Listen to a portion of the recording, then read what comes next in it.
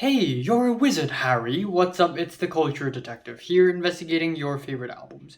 And today I'm going to be doing an album review on the new Harry Styles album, Harry's House. Harry's House. So, Harry Styles is a British singer, songwriter, and this is his new album, Hattie's House.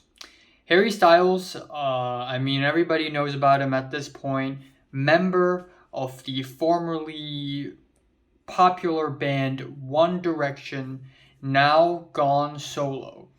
In 2017, he released his self-titled, and then a couple years later, he released Fine Line. Both of these albums have potential. We see Harry Styles straying further away from his original style in One Direction more and more, but still, Harry Styles' music isn't that unique or artsy or anything, and it appears Harry Styles has tried to kind of change that on this album with Harry's House, where he basically introduces more of a soft rock and more of a new wave vibe on this album, instead of just coming out with boring wallpaper pop music.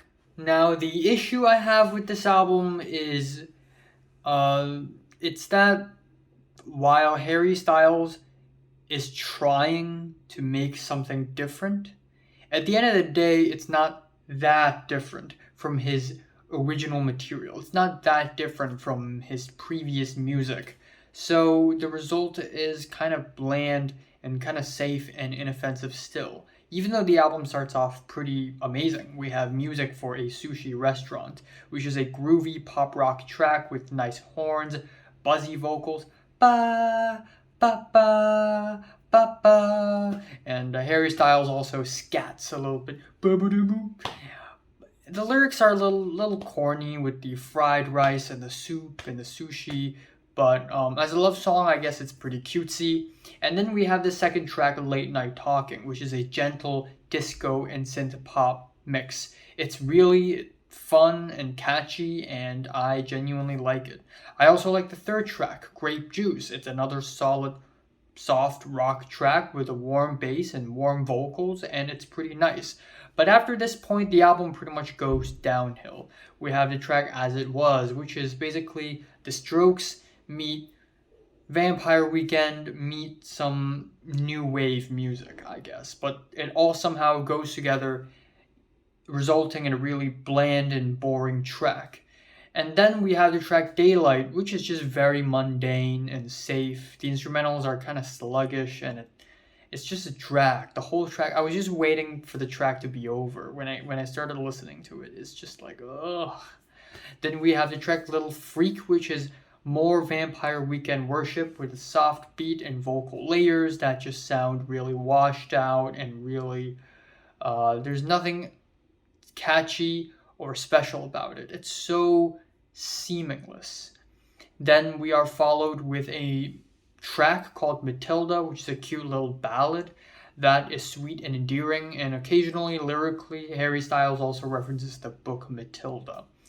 Then we have Cinema with its 70s vintage grooves, the bumping bass, and this is when the album starts to go downhill lyrically. The lyrics just get really rudimentary on this track. And Daydreaming is a bit of a funk and soul fusion that is super summery and blissful and fun, but once again, there's just something about this track that's so safe and inoffensive, it just ends up sounding kind of like wallpaper, except this time it's sunny skies, the sand and water, and nothing else.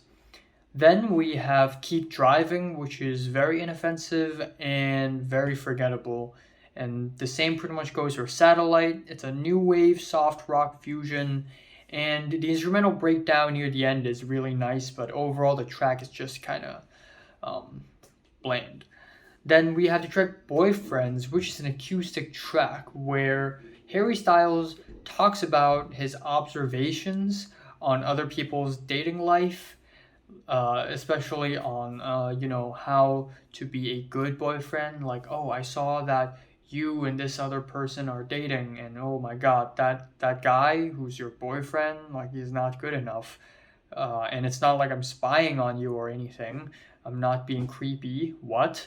And finally, the album ends off with Love of My Life, which is not a bad ending. It has a spacey instrumental, some loud, bassy synths, cool, echoey vocal effects. But I guess at this point, even though this is not a bad track at all, in fact, it's one of the better ones on the album, it just, as an ending track, it has lost me already. This album is 42 minutes long, but it sounds like an entire hour long. It just sounds really long. The album does start off really strong, but otherwise, it's a very inoffensive and safe album that really doesn't get anywhere interesting, unfortunately. So yeah, I'm kind of feeling a light 5 on this album. My favorite track here is Grape Juice, I guess. My least favorite is Daylight. I'm giving Harry Styles, Harry House a light 5. I said that already. So have you listened to the latest Harry Styles album? From 1 to 10, I'm going to rate it, like it, and subscribe if you want more. And thanks for watching. I will be reviewing the new Everything, the new Matmos, and the new Flume very soon.